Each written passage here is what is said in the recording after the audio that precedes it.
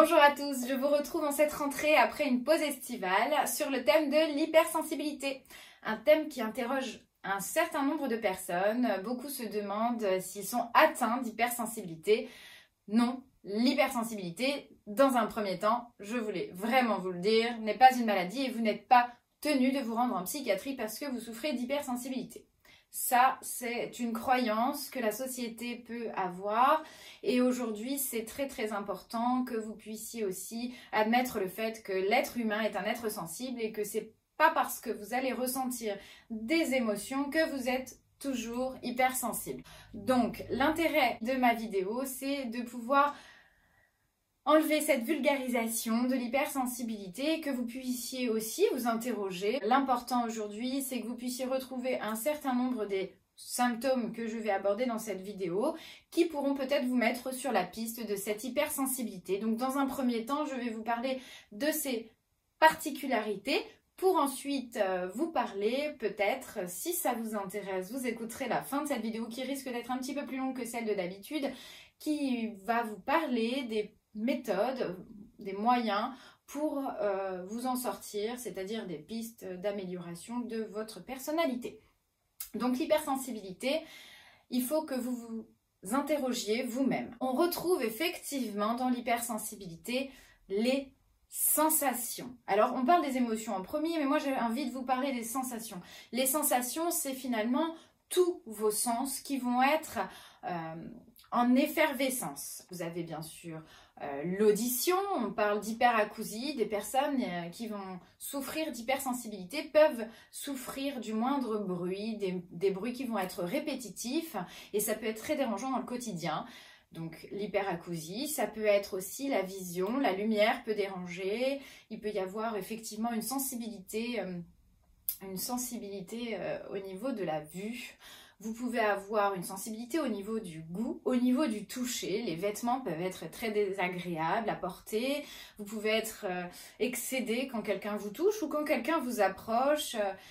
Donc vous avez tous ces sens et puis vous avez aussi le sens de l'intuition. L'intuition, c'est un sens dont on parle de plus en plus et l'intuition chez l'hypersensible va être développée, malheureusement peu exploitée ou mal exploitée et c'est une des pistes que l'on travaillera en psychologie notamment, mais que l'on travaillera surtout si vous avez envie de sortir de l'hypersensibilité excédée, l'hypersensibilité néfaste, celle qui va être handicapante au quotidien. Donc ça, c'est le premier point. Avez-vous des sensations exacerbées? Ça peut être un seul sens, hein, bien sûr, mais il faut observer ça. Ensuite, vous avez les émotions. Alors, les émotions, tout le monde en parle, effectivement. Ce n'est pas parce que vous avez des émotions régulièrement ou que vous pleurez souvent que vous êtes hypersensible. Non, il faut que ce soit associé à tous les autres symptômes ou en grande partie pour pouvoir dire, là, effectivement, il est probable que ce soit de l'hypersensibilité.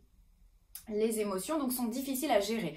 Vous pouvez très rapidement vous sentir agressé, vous pouvez vous sentir triste, vous pouvez vous sentir en colère, en tout cas irritable. Ça, c'est des marqueurs effectivement d'un excès émotionnel, d'une gestion émotionnelle difficile. Donc les émotions, vous avez aussi la pensée. La pensée chez l'hypersensible, la personne qui souffre, parce qu'elle souffre souvent, d'hypersensibilité va être beaucoup dans son esprit, va ruminer, va se poser des questions existentielles, va s'interroger donc sur le monde, va analyser tout plein de détails dans la vie. Ça peut être très chronophage, ça peut être très fatigant. C'est donc un autre point, le stress. Une personne hypersensible est souvent plus stressée qu'une autre parce qu'elle a du mal à gérer ses émotions et qu'elle donc ça va la tendre, ça va la stresser. Elle va être aussi donc dans une hypervigilance permanente. Une hypervigilance permanente, on se soucie du monde, on a peur, on peut avoir peur en fait et faire peu confiance dans les autres. Donc cette hypervigilance est associée aussi à l'hypersensibilité. Donc quelqu'un qui est stressé, quelqu'un qui est hyper vigilant, vous vous doutez bien qu'il va être donc plus fatigué physiquement et moralement également parce que psychologiquement, cette personne, elle est prise dans son être, elle est prise dans sa tête, elle est prise dans son corps, dans ses émotions sans jamais les comprendre. Donc les relations sociales chez la personne hypersensible vont être parfois non évidentes parce que les subtilités ne sont pas appréhendées. Les codes ne sont pas toujours détectés. Une personne qui va souffrir dans ses sensations, dans l'accusé-réception de ce monde, finalement, va avoir des relations avec les autres qui vont être plus complexes. Donc, les codes sont plus difficiles, on peut souffrir de susceptibilité quand on est hypersensible parce qu'on va avoir tendance à interpréter. Quand on est hypersensible, donc la confiance, vous l'aurez compris, la confiance en soi et l'estime de soi sont des points aussi qui vont être malheureusement touchés. On peut avoir un manque de confiance en soi, avoir du mal aussi à se séparer des autres parce que l'autre devient important, l'autre devient essentiel. On a tendance à donner puisqu'on a... La nuance n'est pas quelque chose que l'on capte au quotidien. On va avoir tendance à donner en excès. À donner en excès et donc à créer des déséquilibres dans les relations sociales. Donc si vous êtes hypersensible, vous l'aurez compris, les relations sociales ne sont pas toujours évidentes. Vous pouvez être introverti ou extraverti. L'hypersensible n'est pas que introverti, n'est pas tout le temps introverti, mais il y a un sentiment de décalage chez la personne qui va être hypersensible.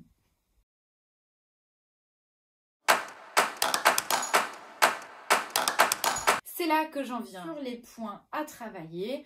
Quand vous souffrez d'hypersensibilité, il va bien sûr falloir axer, vous l'aurez entendu à travers mes propos, sur la gestion émotionnelle. Il va falloir travailler vos émotions. La gestion émotionnelle, ça se travaille avec un psychologue, mais ça se travaille aussi avec la méditation.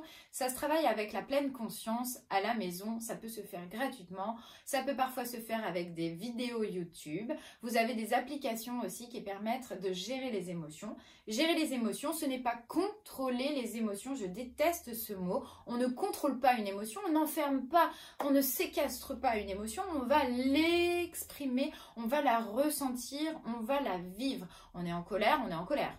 On ne peut pas faire semblant d'être joyeux si on est en colère. Donc c'est intéressant de concevoir cette colère, de l'assumer, de la reconnaître, de la ressentir pour pouvoir justement en fait s'en débarrasser. Donc la gestion émotionnelle, les premiers traits, ceux que j'ai envie vraiment de vous donner là tout de suite maintenant, c'est comment j'apprends à accueillir mon émotion, comment j'apprends à m'en défaire. La gestion émotionnelle, la conscience corporelle, le sport, on l'avait vu lors d'une précédente vidéo, si vous avez visualisé mes anciennes vidéos, sinon vous irez peut-être les voir sur la confiance en soi pour les enfants.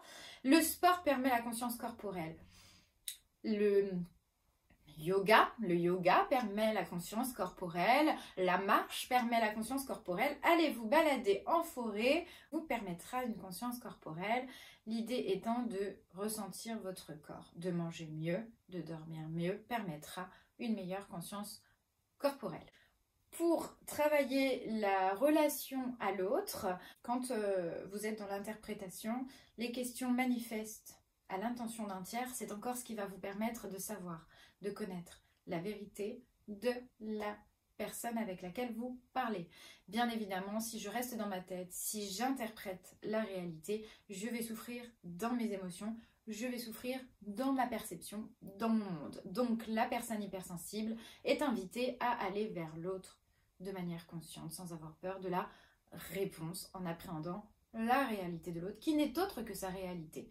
Donc si vous vous posez une question, je crois qu'elle ne m'aime pas, je crois qu'elle ne me supporte pas, elle a eu un regard qui en disait long, non, posez-lui la question.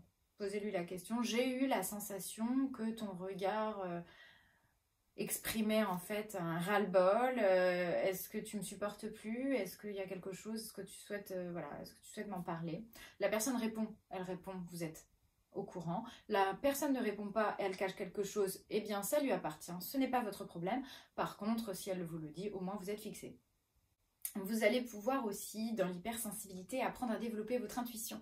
L'hypersensibilité est une incroyable ressource.